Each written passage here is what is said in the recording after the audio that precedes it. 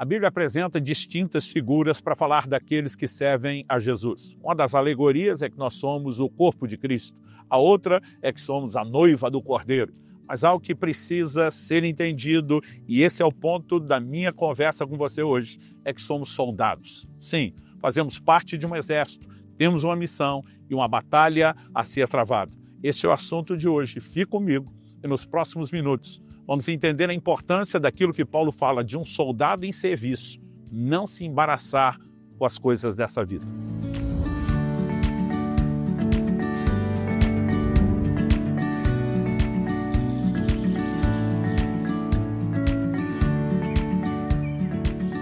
Estou hoje em Seaport, em Boston, nos Estados Unidos, passando para trazer mais uma palavra ao seu coração.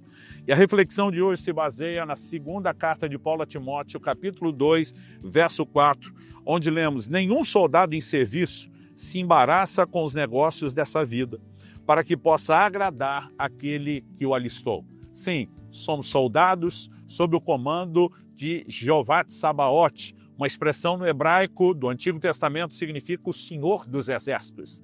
Olhando para as Escrituras, encontramos no Antigo Testamento várias guerras que a nação de Israel travou. Mas em Efésios, no capítulo 6 e no verso 12, o apóstolo Paulo diz que a nossa luta não é contra a carne e o sangue, mas sim contra principados, potestades, contra as hostes espirituais da maldade.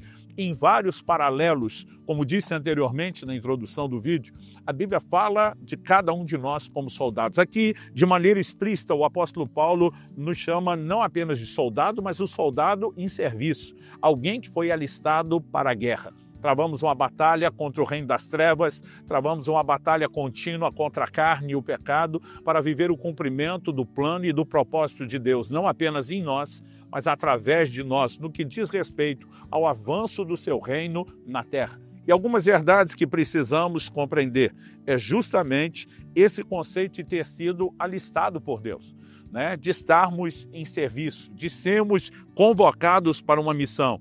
Isso significa que eu e você precisamos lutar em favor do reino de Deus.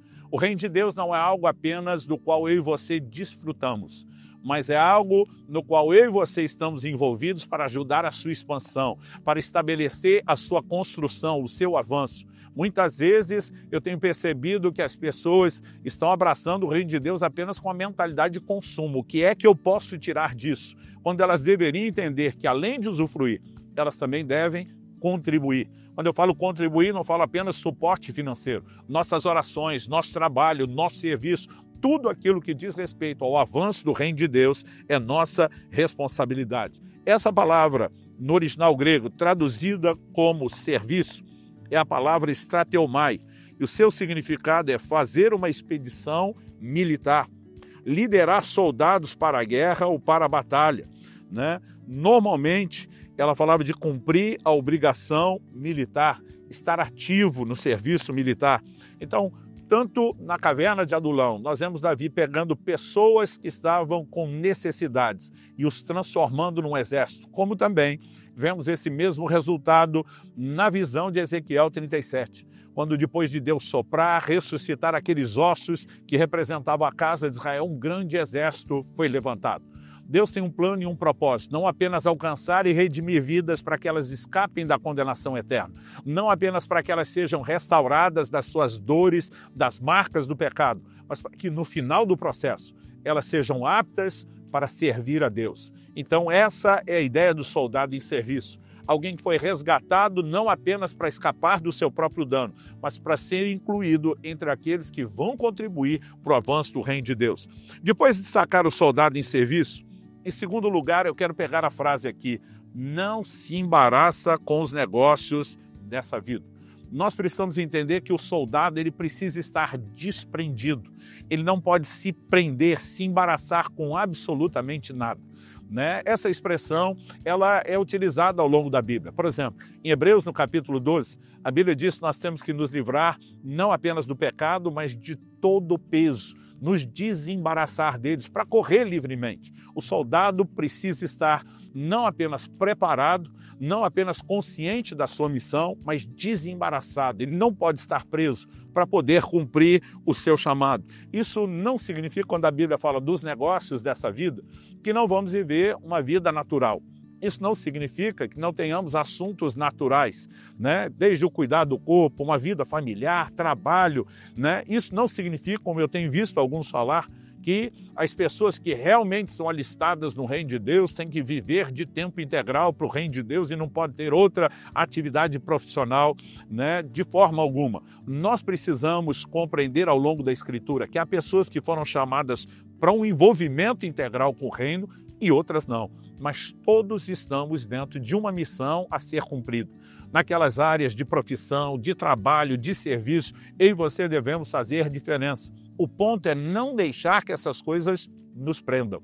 Não vemos perspectiva bíblica nenhuma dizendo que não é possível ter negócios dessa vida. Nós precisamos estar envolvidos com as questões terrenas. Agora, nós precisamos estar desprendidos. E esse é o ponto que eu quero chamar a sua atenção. Atos capítulo 18, por exemplo, dos versos 1 a 5, nos mostra o apóstolo Paulo em Corinto fazendo tendas. Quando, a Bíblia diz que ele recebe a visita de alguns discípulos que poderiam dar mais suporte, ele se dedica integralmente ao ministério da palavra. Nem Paulo viveu essa dedicação exclusiva somente à pregação do evangelho, Ele não estaria dizendo que a gente não deveria fazer isso se ele fazia. Então, não estamos falando de não poder ter tendas, outras atividades. Estamos dizendo que mesmo enquanto estamos vivendo essa vida natural, a gente não se prende, não se distrai e, pelo contrário, nós ainda entendemos que esse é o lugar, é o ambiente do nosso trabalho e de poder exercer a nossa missão. Evidente que uma relação errada com as questões materiais podem sufocar a ação da palavra de Deus em nós, como Jesus falou na parábola do semeador, de espinhos que cresceram, sufocaram a ação da palavra. E ali ele fala de preocupações da vida, ele fala de riquezas. Então, evidente que alguém pode se perder nisso. A questão não é se pode ou não fazer, Assim como o assunto do dinheiro. Eu sempre digo que errado não é o crente ter dinheiro, errado é quando o dinheiro tem o crente. Errado não é ter negócios da vida, errado é se prender com essas coisas. Então, vivemos uma vida no dia a dia, não apenas aqueles dias de culto, onde estamos na igreja, envolvidos nas atividades que dizem respeito ao avanço do reino de Deus de forma específica, mas cada dia onde passamos, vivemos com a consciência de que estamos servindo a Deus e que não podemos de forma alguma nos prender, nos embaraçar.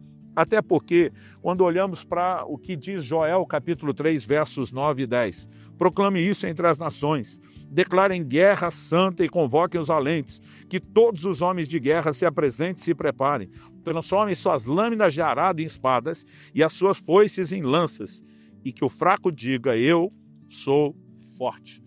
Essa era uma batalha de improviso. Deus está dizendo, convoquem os valentes, eram aqueles que eram chamados para a guerra, para se alistar, para guerrear, e Deus está dizendo, diga ao fraco, eu sou forte, porque Deus está dizendo para mim e para você que nós não vamos lutar a guerra dele na nossa força, e sim com a força dele, mas ele está dizendo, transformem suas lâminas de arado em espadas, suas foices em lanças. Então, o exército está sendo convocado meio que de imprevisto, eles não têm as próprias armas, mas Deus está dizendo, vou usar as suas ferramentas de trabalho, lâminas de arado, foices para colheita, vou usar isso como espadas e lanças. Em outras palavras, Deus está dizendo que, inclusive, nossas ferramentas de trabalho, nossas áreas de atividade, de influência na sociedade, são elementos que Ele quer usar para que a gente trave essa batalha. Porque o evangelho tem que ser pregado em todos os cantos, a todas as pessoas. E isso não acontece apenas em atividades quando a coletividade, a igreja, os santos estão reunidos, mas quando eu e você,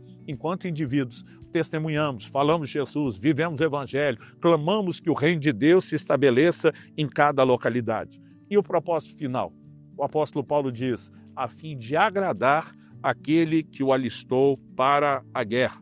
A palavra aqui traduzida como agradar, ela tem um significado amplo, Ela fala de esforçar-se para agradar, acomodar-se a opiniões, desejos e interesses de outros. Ou seja, há uma dedicação da nossa parte. Jesus falava muito sobre agradar a Deus, sobre agradar o Pai. Ele em João 8:29 diz, eu faço sempre o que lhe agrada. Evidentemente que toda a dedicação de Jesus ao serviço era para agradar ao Pai. Eu e você precisamos ter a consciência de que há uma responsabilidade que nos foi confiada. Mas não se trata apenas de cumprir a responsabilidade, de apenas executar uma missão que tem que ser feita. Não é fazer apenas com o senso de obrigação. É entender que o Pai que nos chamou, que nos deu essa honra e esse privilégio, conta conosco. O Pai Celeste espera isso de nós, que nós podemos estampar um sorriso no seu rosto quando eu e você nos dedicamos, correspondemos, atendemos à voz do seu chamado. A razão para focarmos no ministério, no serviço do Senhor, no dia a dia, mesmo fora do contexto dos cultos da igreja, deveria ser o desejo de agradar ao Senhor. Em Gálatas 1:10, Paulo diz: por acaso procuro eu agora o favor das pessoas ou o favor de Deus? Ou procuro agradar pessoas? Se ainda estivesse procurando agradar pessoas, eu não seria servo de Cristo. Mas o nosso serviço também é visto nas Escrituras como uma forma de sermos agradáveis. Em segunda carta de Paulo aos Coríntios, no capítulo 5, nos versos 9 e 10, ele diz: é por isso também que nos esforçamos para ser agradáveis a Ele, quer presentes, quer ausentes, porque é necessário que todos nós compareçamos diante do tribunal de Cristo, para que cada um receba, segundo o bem ou mal que tiver feito por meio do corpo. O texto de Juízes, capítulo 15, de 9 a 15, nos fala a respeito de Sansão, que está sendo entregue pelos seus irmãos israelitas, os da tribo de Judá, na mão dos filisteus. Ele diz: só lhes peço que não me matem. E eles o amarram com uma corda nova. E a Bíblia diz que o Espírito do Senhor veio sobre ele, de tal forma que aquelas cordas se tornaram como cordões de linho, fios de linhos queimados. Ele arrebenta aquilo, ele vai contra o inimigo. Olhando para essa figura, vejo um soldado preso, sendo desprendido pelo poder do Espírito Santo, com uma consciência: ainda que meus irmãos não estejam dispostos a lutar, eu vou lutar, eu vou cumprir o propósito. Que essa possa ser tanto a nossa decisão como a nossa experiência. O recurso, o poder do Espírito de Deus, desprendendo você para que você seja um bom soldado, um soldado desprendido.